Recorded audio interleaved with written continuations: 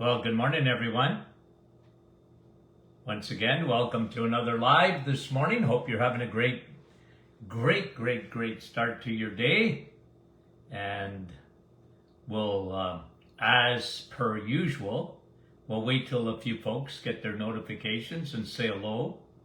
And we like doing that. Brahim, Portland, Oregon, good morning. Andrea from Niagara Falls, good morning. Kevin, good morning. Yvonne, Williams Lake, British Columbia, bright and early this morning. Rosalinda, Niagara Falls, Nativity, Jeanette from our staff. Liz, Norwood, Ontario. Mary, good morning. Danny, good morning. Nick from our staff. And did I say hello to you, Kev, already? I think I did. And Wendy, Markham, Rita, good morning. She's cooking bacon. Love it. Barbara, Nova Scotia. Georgie, Nova Scotia. Anne, Moncton. And Jane from Tirana. Donna, Bell Valley. Linda, good morning. Anna and Susan, good morning. Howdy. Denise, good morning. Jeanette Kapuskasing. And Regina, good morning. Sherry, I got to sing this morning. Yes. David, Jensen Beach, Florida. Good morning, David. Catherine, you are much appreciated. Micheline and Karen, Muskoka. Helga and Dave, as a matter of fact, from Scarborough. Chantal from Ottawa. Nellie, Jeanette, Sandy, good morning. Dorothy and Jody. One more E. Nope. Diane, good morning. And Donna, good morning. Rhoda, how are you? Elaine, Newfoundland. Sue, St. Petersburg, Florida. Wendy, London, Ontario. Susan and Dave, good morning, guys. Gary, we appreciate it so much. You have no idea. Natalia from Toronto. Helen, good morning. Jocelyn Baxter. And from Newfoundland, Carol. And Brenda, Campbell River. Barbara, Cape Breton. Bruno, North Bay, close to home. And we appreciate you. Maureen, Penticton, British Columbia. I'm singing in my heart. Yalam, good morning. Denise, Babika. Okay, let's get going. Lori Lee, you are the last one that I'm saying hello to this morning from Ventura, California. Okay, now, there was a conference recently in Barcelona. It was called the Probiota Conference. Out of that came some interesting research, and it was on. It was all about probiotics and the research, and the newest research on probiotics was presented at this conference in Barcelona. But one of the studies that I really caught my eye, clinical significant results in mood change with no side effects. And that was with probiotics and depression. Okay? Probiotics and depression. Now, I'm venturing to guess that if we sat 100 psychiatrists, 100 psychologists, 100 medical doctors, other than psychiatrists, down, and you gave them a survey, and on depression, I would venture to say, out of that group, we got 300 people, and they took a survey. I would venture to say, not if there would be one or two, I would be shocked if they had in their toolkit to treat depression, they would even think of probiotics. That's, I'm basing that on an opinion. Just, they wouldn't even think of it. The gut and the brain. And yet, research is coming down the pipeline. Now, I talked to you, the summer of 2022 was not a good summer for pharmaceuticals and mental health. It just wasn't. Because, research actually proved that, Alzheimer's was not amyloid plaques, mental health issues such as depression, the SSRIs were way off the mark. It was a faulty premise. And we talked about the new studies on bipolar. And like I said, it wasn't a good month for mental health. Now, is that going to translate into any changes? I'm not optimistic. You got a well-oiled machine. And it's hard to change a leper's spots. To get them thinking in another direction. So at this conference, they showed that there's a big connection between the gut and the brain. And with simply using a broad spectrum probiotic on, it wasn't a huge study, but it was a significant study with placebo. The depression was the people that were depressed given probiotics and versus a group of depressed patients given placebo, the probiotic patients scored enormously well and big changes in their depression just using probiotics. Now, okay, again, am I optimistic? No. In changing the big picture? No, I'm not. Okay? I'm not really out to change the world, guys. I'm not. Because who am I? First of all, I thank God for the platform that I have. And we do get to, a lot of people, in terms of our podcast and, Facebook reach and, it's tremendous. But let's face it, are we making a dent? No. So what I do, in terms of my goal, is to educate my audience, give them options, let them think. And depression, and I've always said this, by the way, because you got to go back a long ways and to see how medicine, they separated mental health from overall health. Your brain, it was different. Your moods, had nothing to do with your metabolism. And it was strictly, you happen to be, you got,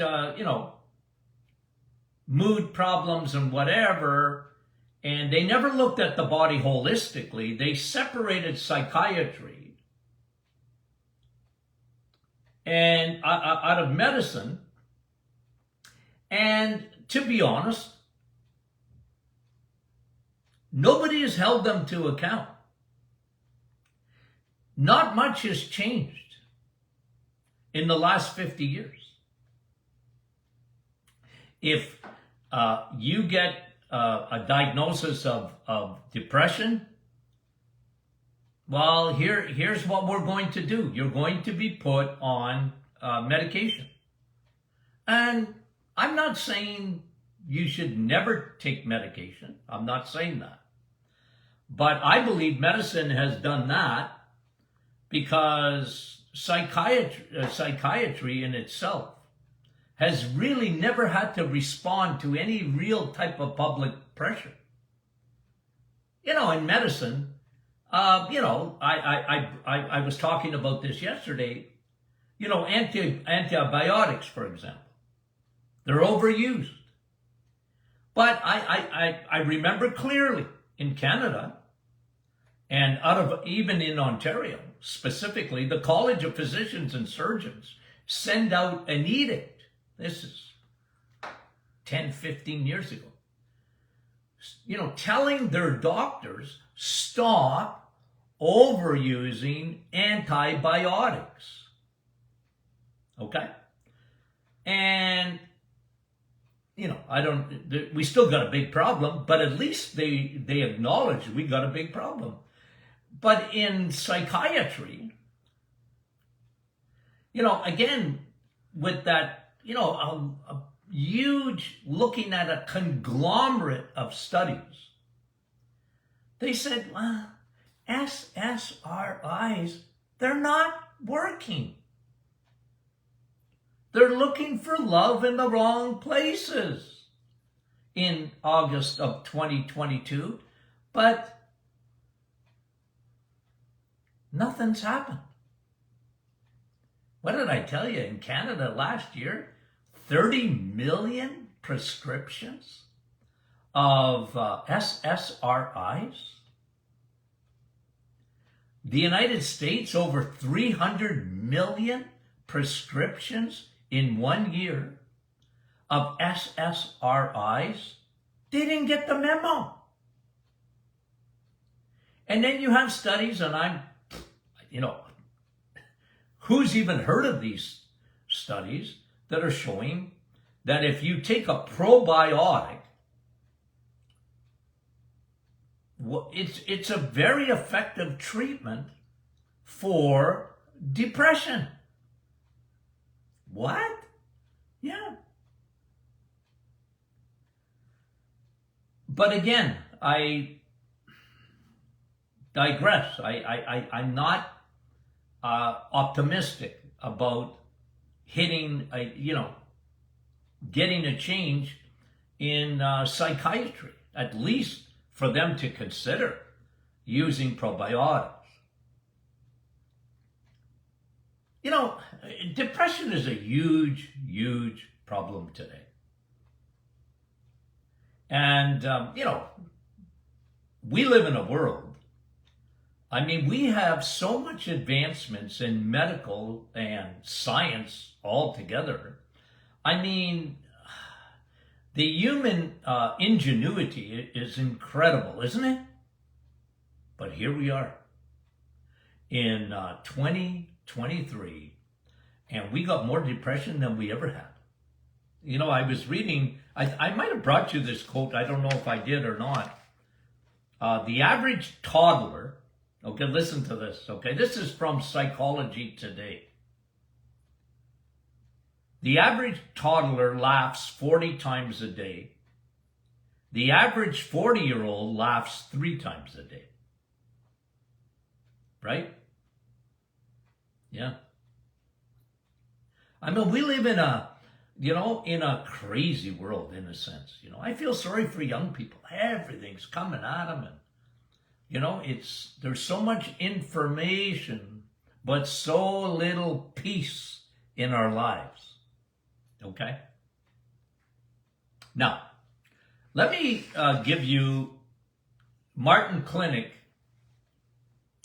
Depression 101. Okay? Martin Clinic Depression 101.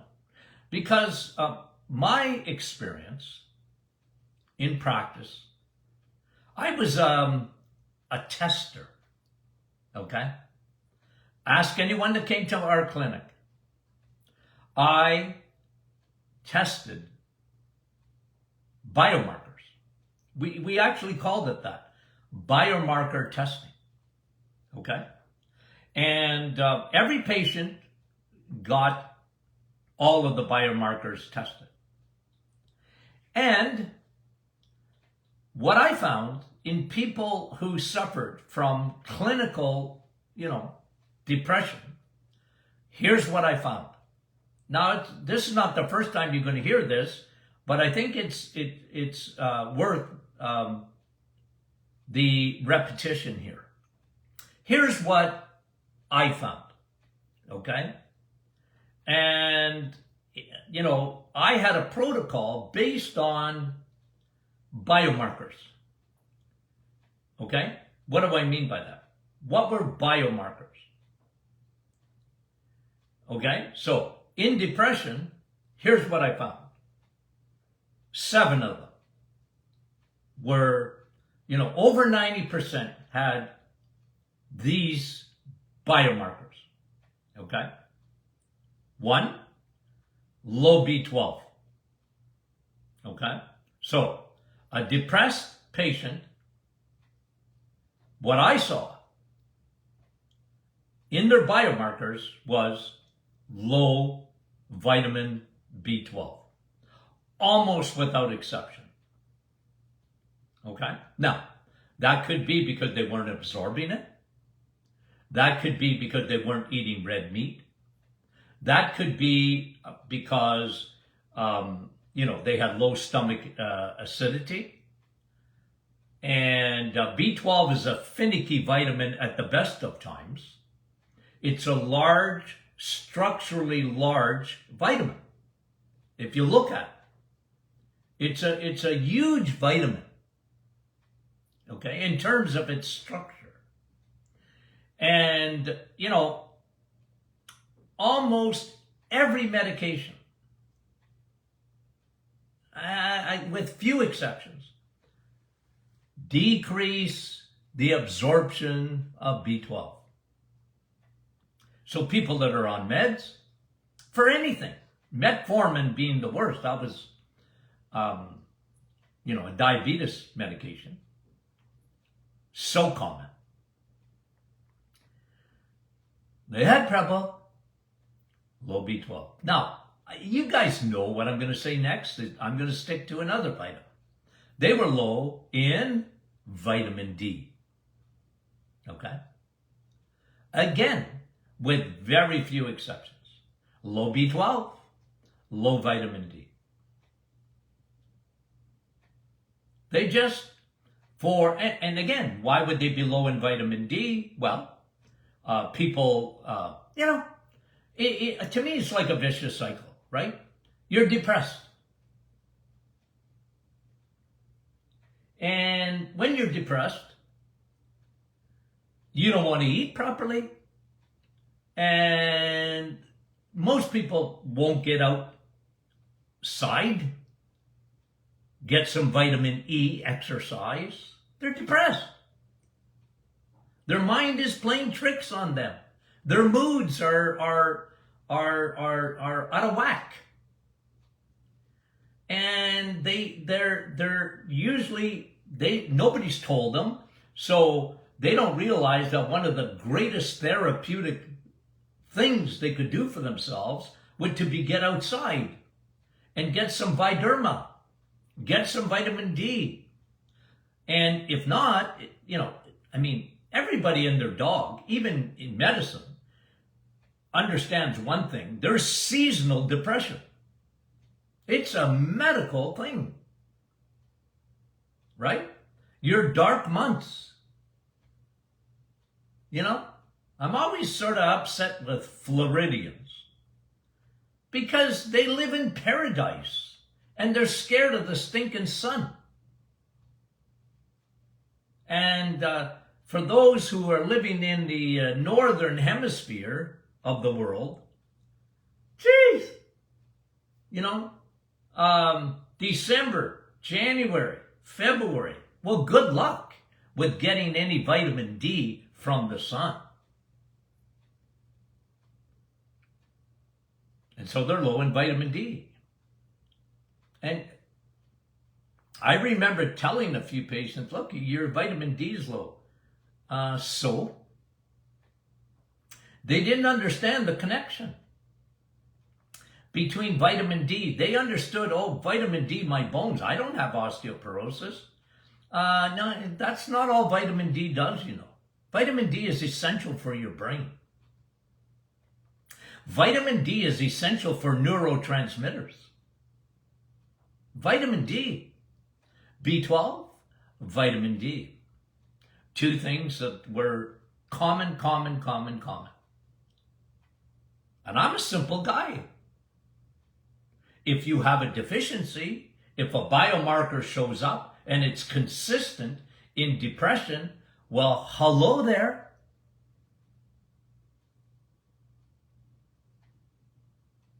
Three, I can't think of I've ever seen an exception to this. Leaky gut. They all had leaky gut. There's the connection. Probiotics, the brain.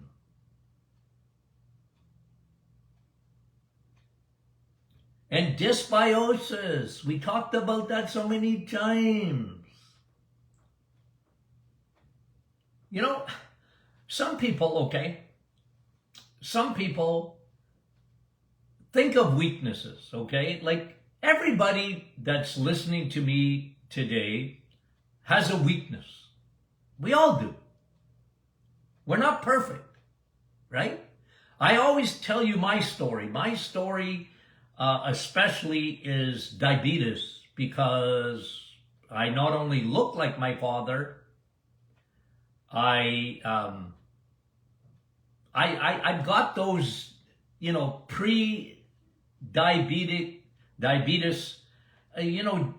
genes. Okay, it's a weakness. I understand that. But some people, they have a weakness when it comes to their brain.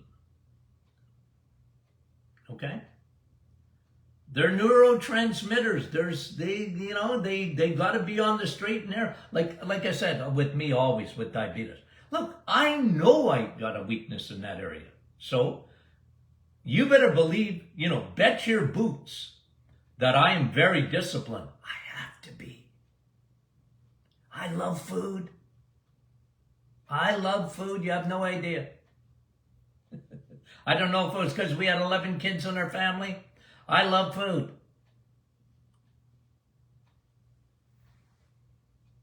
But I got to discipline myself all the time because I know my weaknesses. And I just, does it get easier? Yeah. Because habits are wonderful things if they're good habits. And I just, I just don't add sugar to anything. I don't. I look at cake and I go, nah, not for me. Maybe for someone else, but it's not for me. Muffins, I love muffins. I live on muffins. But, nah, I don't do that. I know bacon is better for me in the morning than a piece of toast. Okay? And so, that's all I'm saying. We all have weaknesses. And some are in that area of mental health. Okay? So, leaky gut, low B12, low vitamin D. Okay? Often, low magnesium.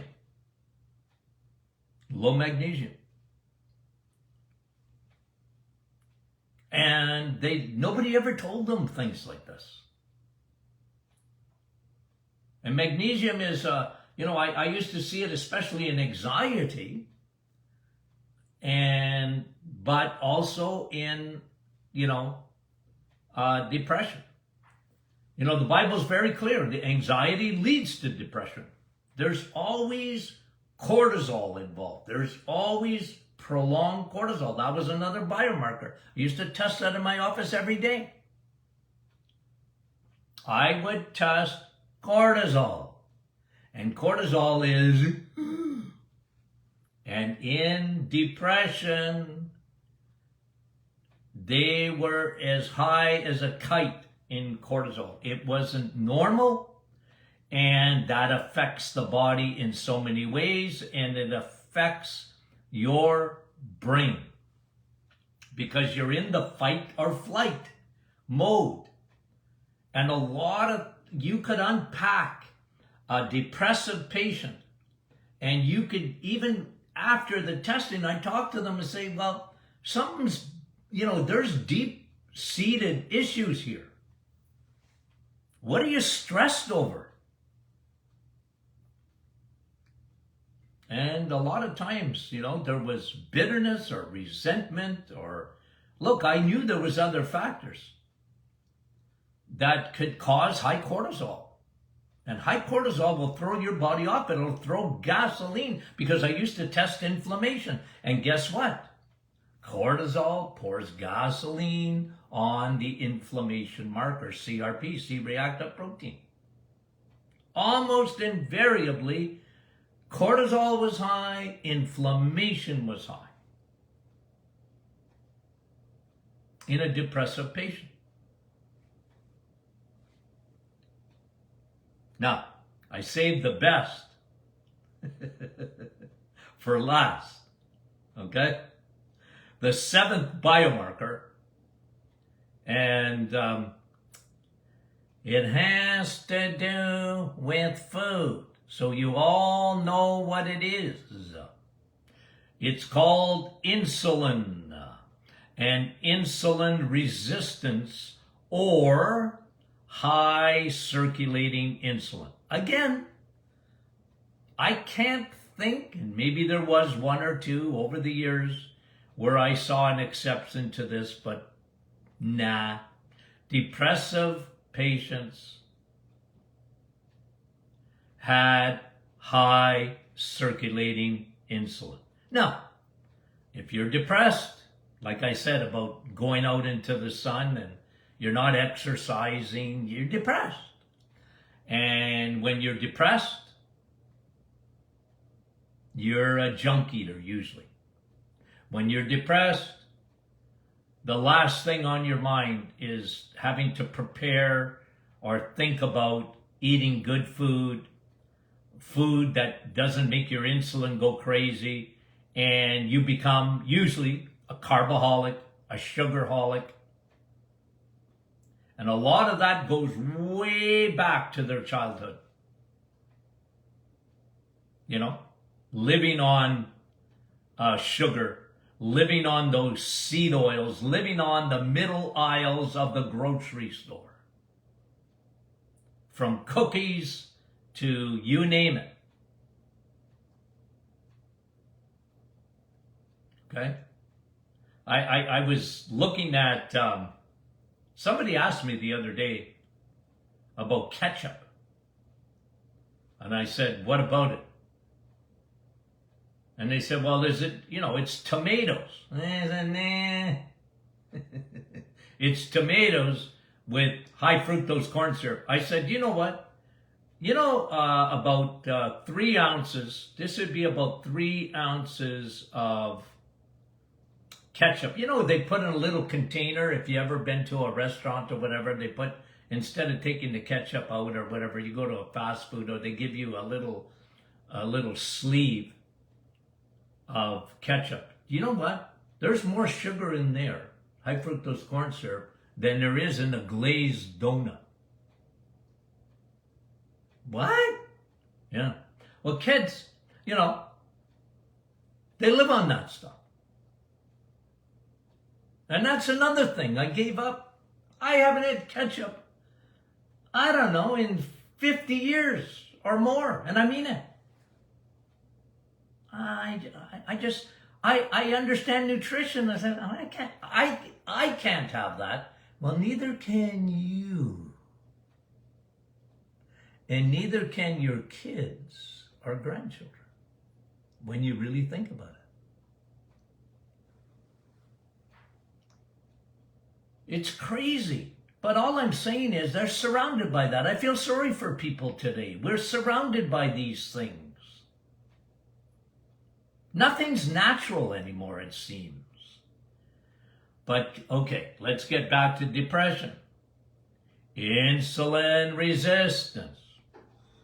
Guys, when you look at a brain, okay, you know me, I like to make it simple.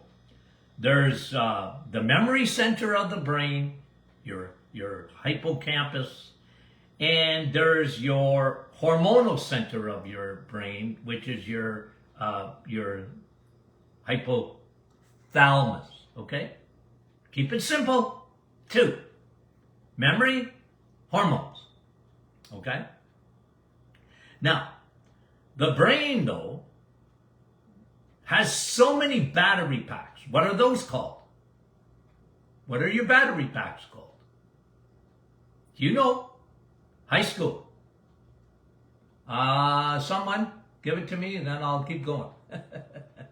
What? Okay, let's wait. I'm waiting. Okay, just give you a little test. Somebody Rosa, I'm stopping there because I know you all know it. Mitochondria. In your brain, listen, there's more mitochondria in your brain, battery packs.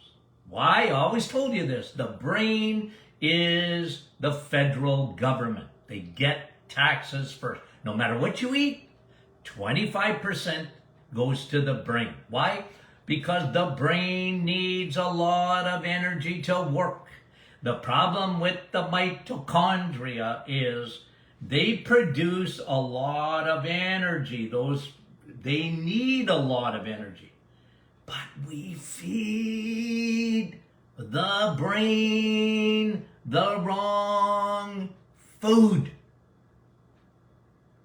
Your brain mitochondria are looking for eggs, meat, and cheese. And we're giving it sugar, and seed oils. That's what we're feeding our mitochondria in the brain. No wonder there's so much depression. No wonder those neurotransmitters in your brain, they're what? What did you feed me? But they'll operate, but they're not going to operate well. And those little neurotransmitters in the brain get affected by food big time. What kind of energy are you giving the brain? And so for me, in the protocol, okay, let me finish with this. My protocol was fix all those biomarkers. And guess what? Always started with food.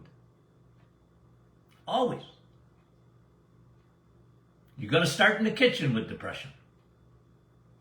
Not going to be easy.